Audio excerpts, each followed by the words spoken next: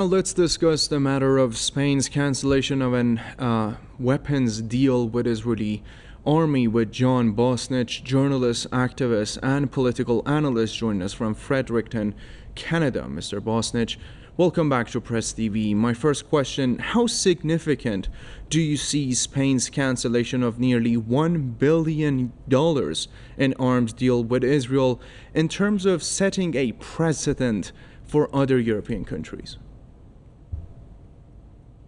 He takes the words right out of my mouth. That's what it is.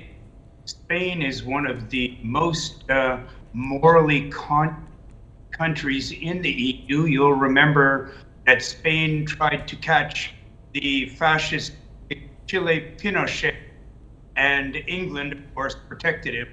But Spain has a history of standing up, and recent history of standing up against these kinds of excesses.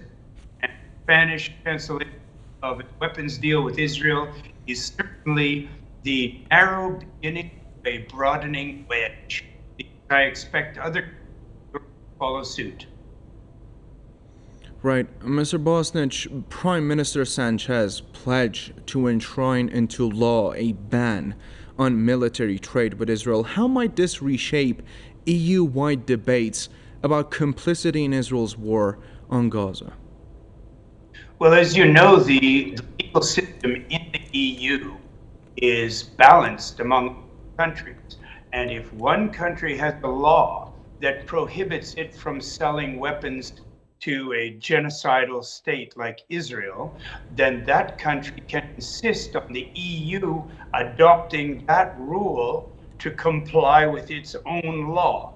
The rest of the EU, of course, will be divided, but thankfully the English have left the EU, so the influence of the banksters and of the Rothschild family will be reduced, and that there is actually a possibility that other EU countries will follow suit, because it takes a leader to set a good example, and what Spain is doing here.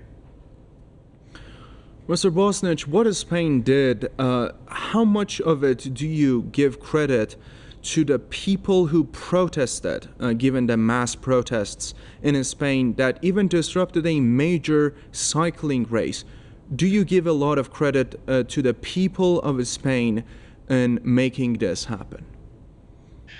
I give credit to those people. I give credit to the many, many thousands of people here in Canada who protested.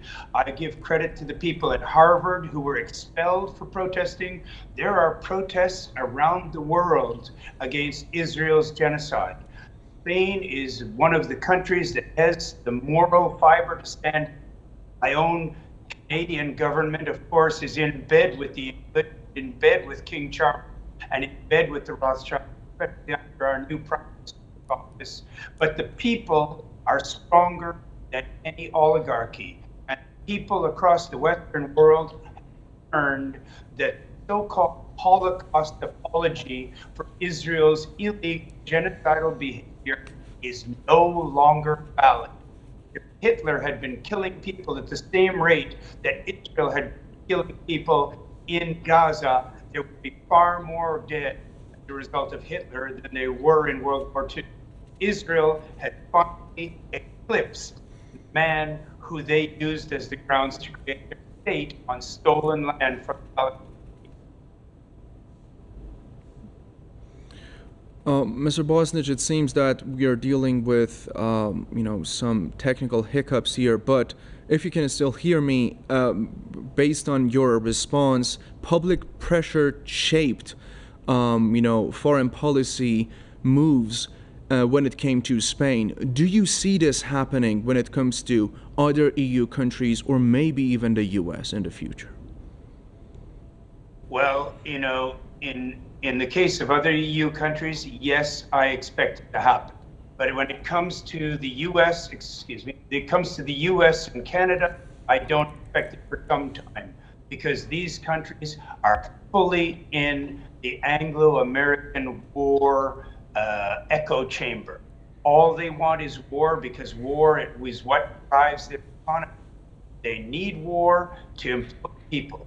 So basically, the oil on America, Canada, and England operate is the blood of innocent people around the world, be it Palestinians, be it Iraqis, be it Syrians, whoever it is that they choose to target, their blood to lubricate the mechanism of the war machine, of the military-industrial complex.